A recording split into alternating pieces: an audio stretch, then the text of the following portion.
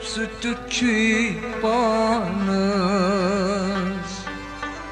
Mirnadanas kahçeyi kom Her kaydeyiz çolaki panız Panikot zan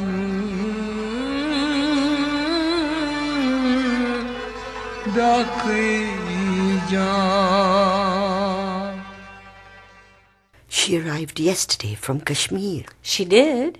Yes, Fatima. Poor woman looks far older than her years. Tired too. I had to force her to take a good rest. Kashmir is a long way from here, you know. Of course. It must have cost a lot of money to bring her here. It did. Do you know who paid for her trip? No. I wondered about it, though. Her fellow Kashmiris. They pooled money. Some chipped in their life savings in order to send her here. How very touching. They are really determined to tell the world their story. That is right. And they collected the money against all odds. You know, for instance, one father whose only son disappeared 14 years ago sold the son's wristwatch and contributed the money. Oh my, really? Indeed. The mother of another missing son refused to buy her food rations and gave the money for the trip instead. She must be terribly deprived now. She said her hunger can't wait. It makes me cringe to think of their losses. As a mother, I can't bear to think of Omar even going anywhere without telling me. I can't fathom how they suffer their loved ones' disappearances. Terribly sad, isn't it? Just imagine their pain and frustration. I don't have to imagine, my sister. I actually feel it. Do you know they have also written a letter to us? Really? What does it say? I haven't read it yet. It is still with Habba. We will see it later. Oh, I'm really touched by the faith they show in us. I hope we can be of some assistance. I hope so too. Their suffering deserves help. When I saw Habba yesterday, a shiver ran through me. Here she was, a mere skeleton of a woman, searching for her sons for 9 long years. Oh my God, 9 years? This is heartbreaking. Yes, it is. And how I wish the whole world could witness her in person. She is the human face to the tragedy that has been relegated to the back pages of newspapers. How very true. Most people don't know about their plight. That's right. Most people don't. For their predicament, their loved ones have become numb statistics, dead numbers in the sensational media glare. Mama, Habba is here. Oh, comment ça va? Très bien, merci. Habba, this is Fatima, our dearest friend from Palestine. She too lives in the courtyard. And this is Habba from Kashmir. Assalamu alaikum. Welcome to the courtyard, Habba. I'm so happy to meet you. I too am very happy to be here. My fellow Kashmiris send their greetings. Habba, come sit here. What will you have? Juice or tea?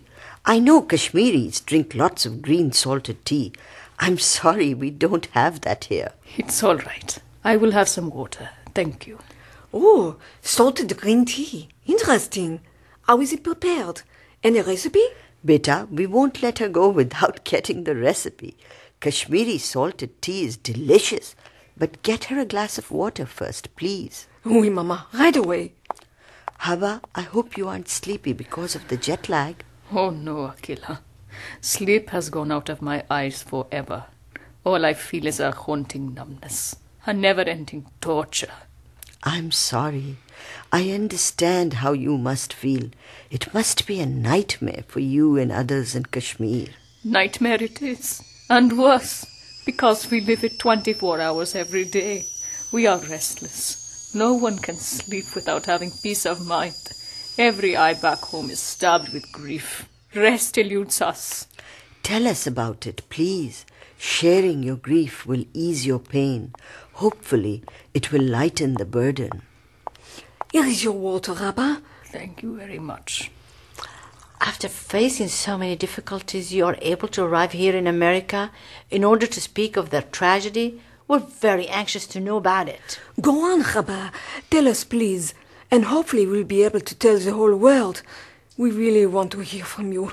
It's been a long time since we've been hearing sterile statistics about Kashmir.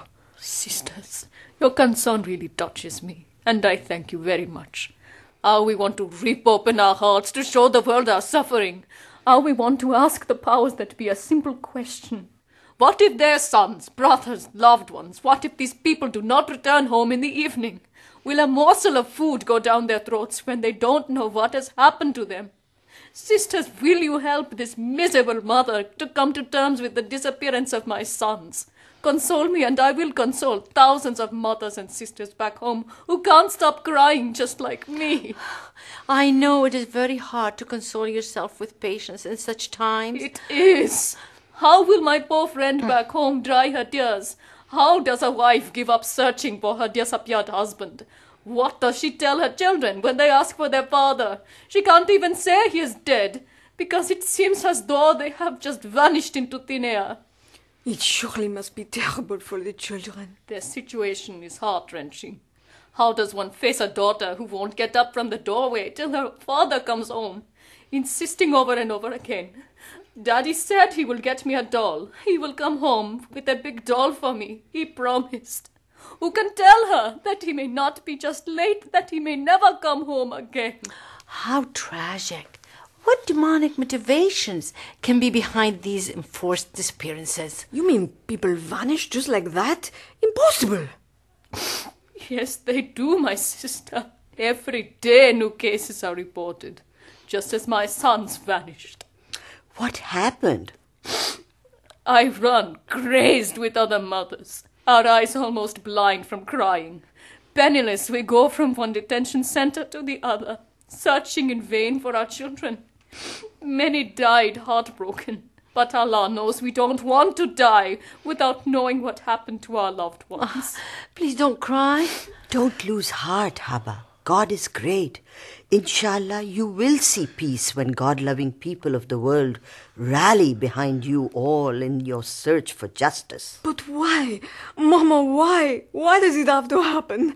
Why does history have to be a testimony to dark repetitions of cruel power-ridden eras and not the golden periods of civility and tolerance?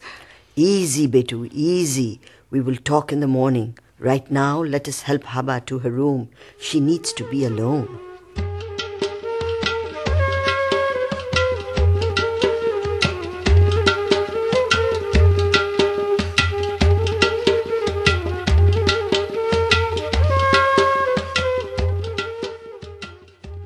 That's right, Jacqueline.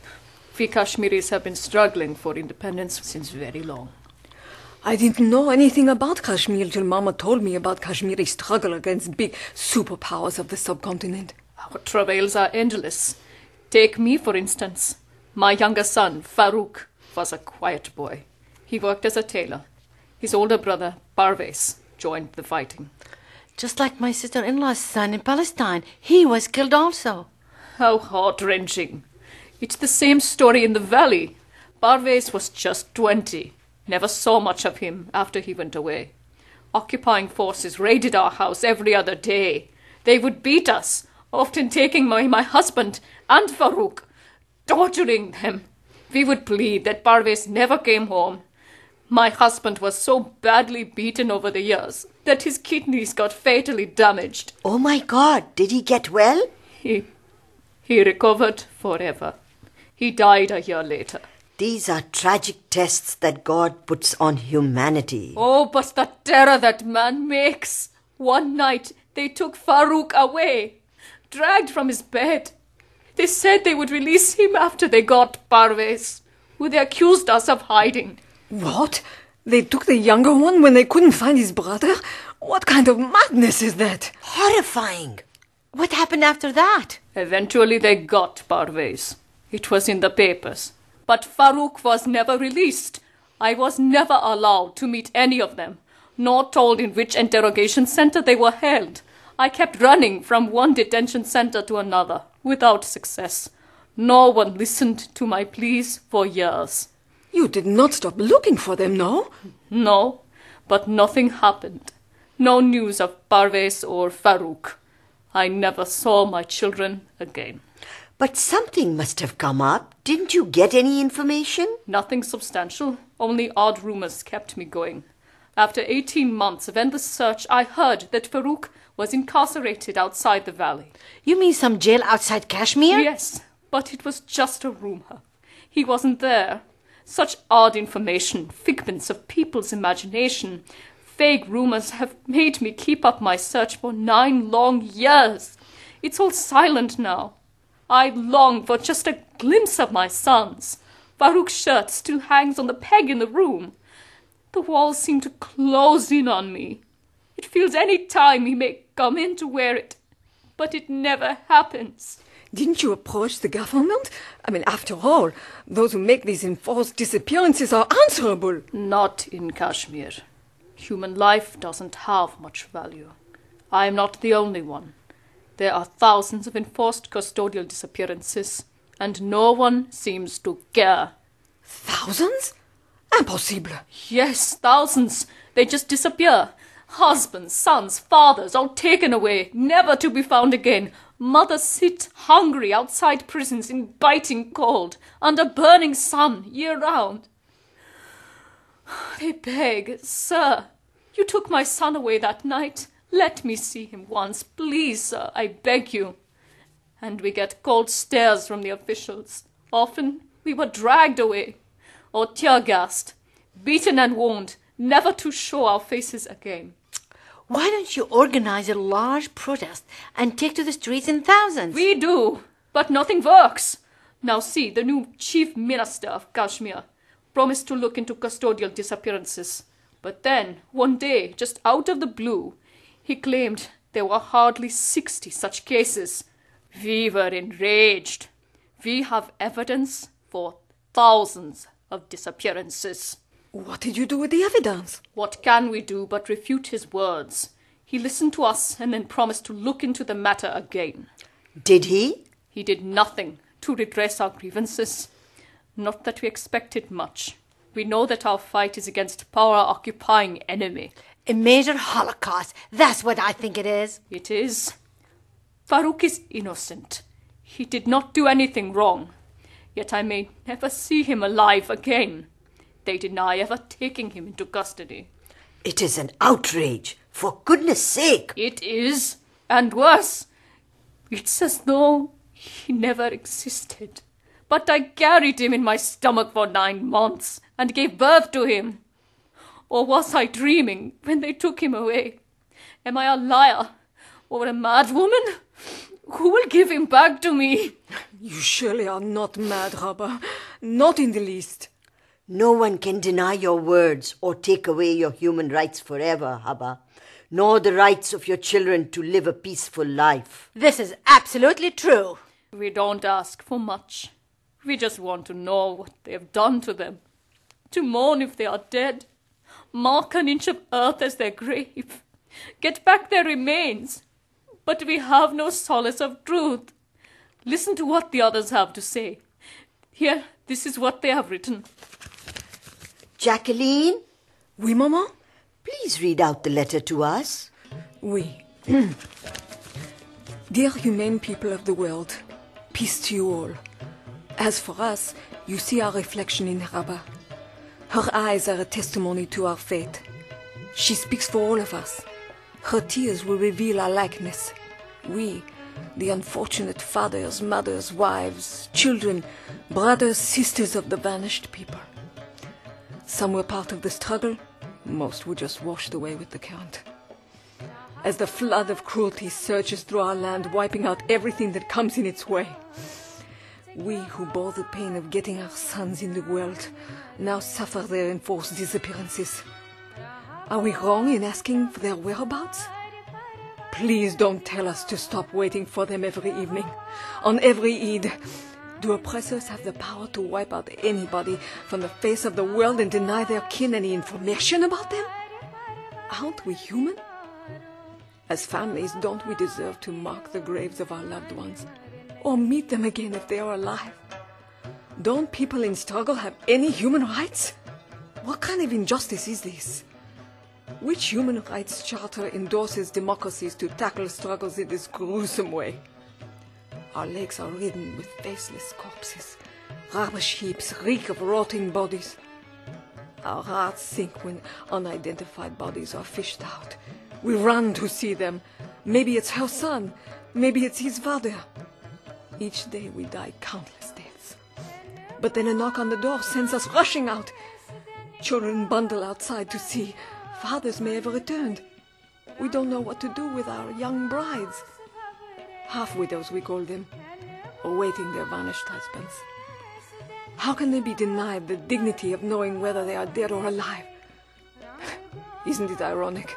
We beg for the truth, even if it is a gruesome fact that our loved ones have been killed in custody, not minding the prayers we offer them to see them alive.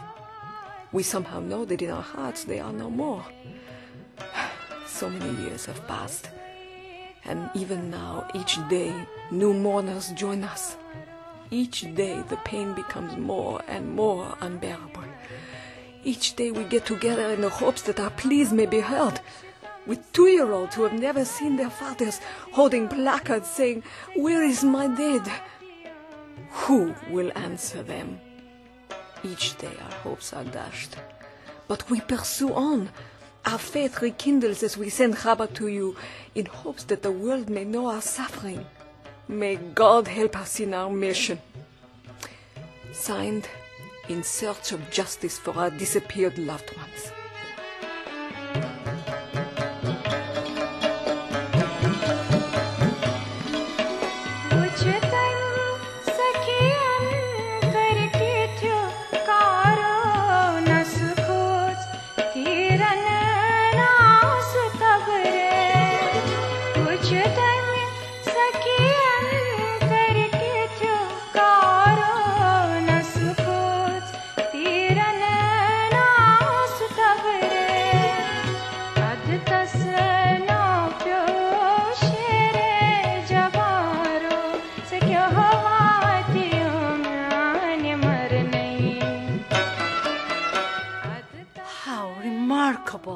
How very brave to keep hopes afloat in such tough times. May God help you. My heart goes out for them, but I too can't help but admire their strength. Their faith is the bird which feels the light when the dawn is still dark. I must say, I feel a strange relief in this ungauged outpouring. No one has ever lent us a sincere ear. I can feel the comfort, the inexpressible comfort of feeling safe with the person, having neither to weigh thoughts nor to measure words, but to pour them all out just as it is, chaff and grain together, knowing that a faithful hand will take and sift them, keeping what is worth keeping, and then with the breath of kindness, blowing the rest away.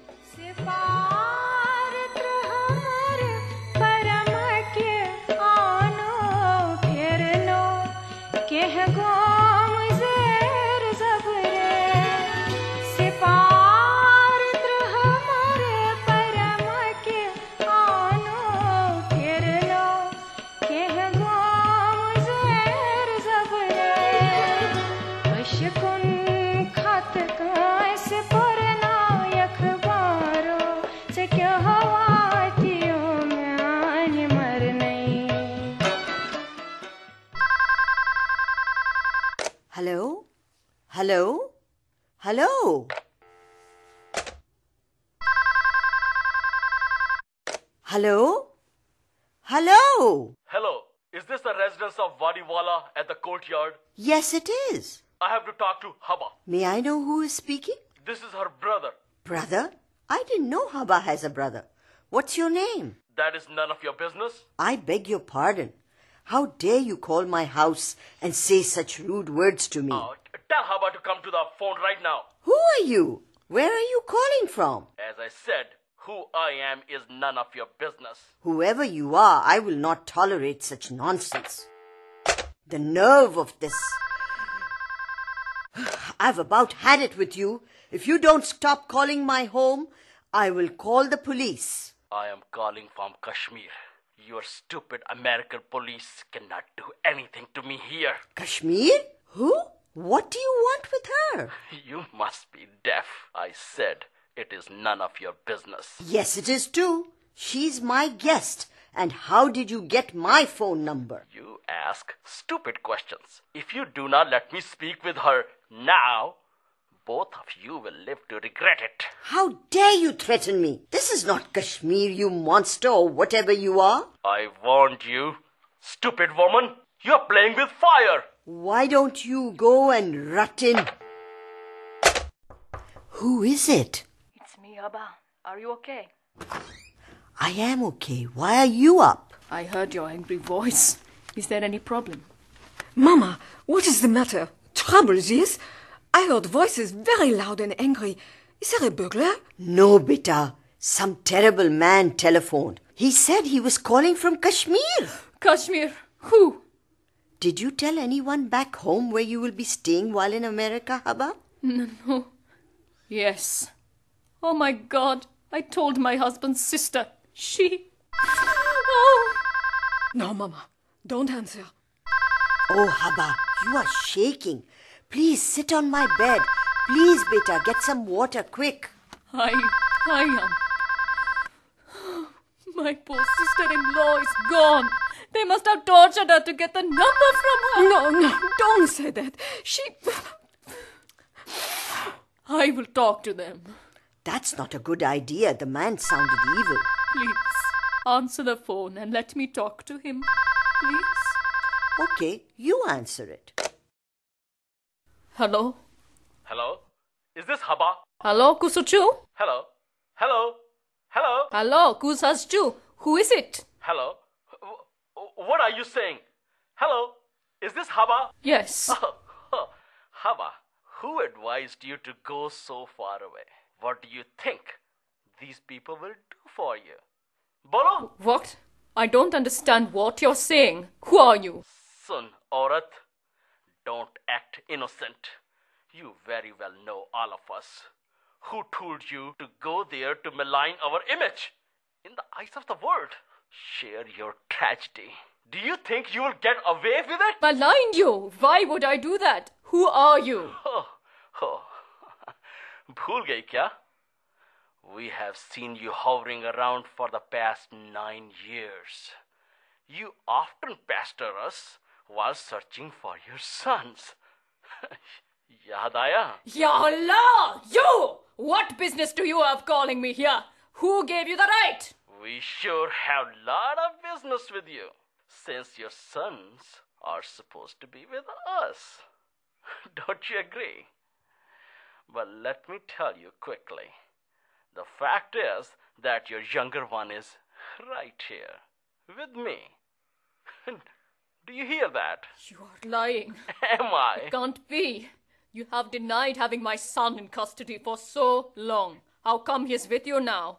Don't try to trick me. As if you know everything. Going to America has suddenly made you too confident. You sure are one restless mother. Don't be too sure. I am. Here is proof. Get up!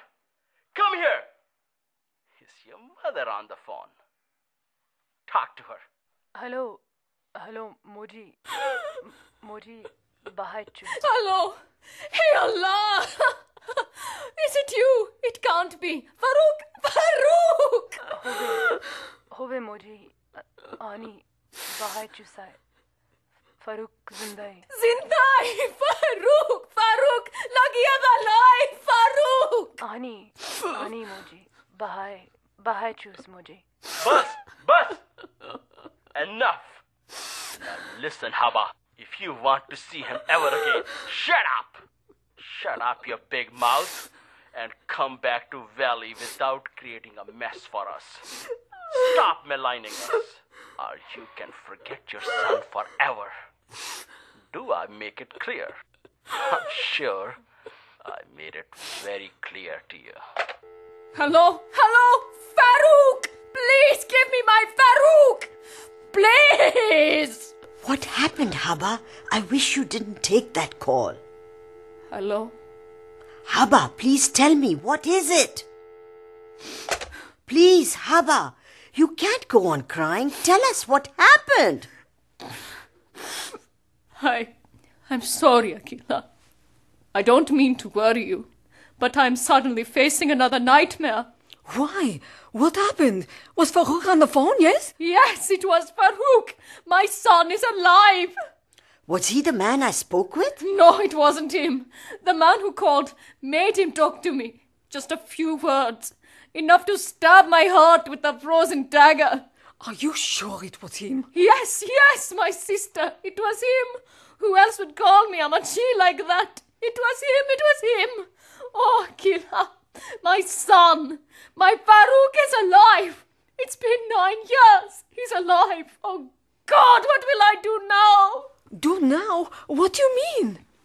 Habba, I am confused. If Farouk is alive, who was the angry man on the phone? Please tell us. The angry man is from the authority. He threatened me. He said I must return back to the valley or they will not let Farouk live. What? Yes, said I must stop this maligning campaign. Maligning campaign? Your coming here is not to malign, but to speak the truth to the world. That's what you think. But they don't think it that way. They are fearing the power of truth. Cowards. Truth. They must be apprehensive of being condemned the world over when the word gets out. What will I do now, Akela? What about Farouk?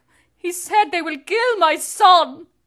Habba, there has to be a solution to this problem. Inshallah, we will find it before it's too late. But what will I do? I have been limited to choosing between telling the world the truth or losing my son again. What will I do now? God, please show me the right path. I know you are facing dilemma right now, but I am sure we can handle this. Don't worry. We will find a way. This mother is worried evermore now. I am made helpless by the love for my son. His meek voice. Oh, I want to see him just once, to hear him again. But how can I forget thousands of other sons? How can I forget them? No, they can't blackmail me to return without completing my mission. But what about Farouk? They will kill him, yes? No, they will not. They cannot. What do you mean? I must decide. I am sure you will make the right decision, Habba. Come, let's go to your room. Take a little rest. It's been too much for you. Things will become much clearer after we give it some more thought.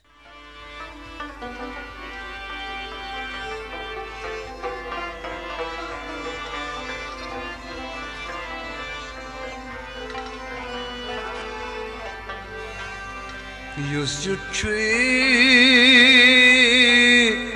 sütü panas Menadanas gerçeği kom Her kaydeyiz Çolagi panas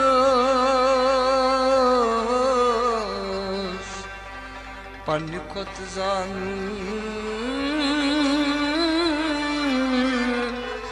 Dakıcan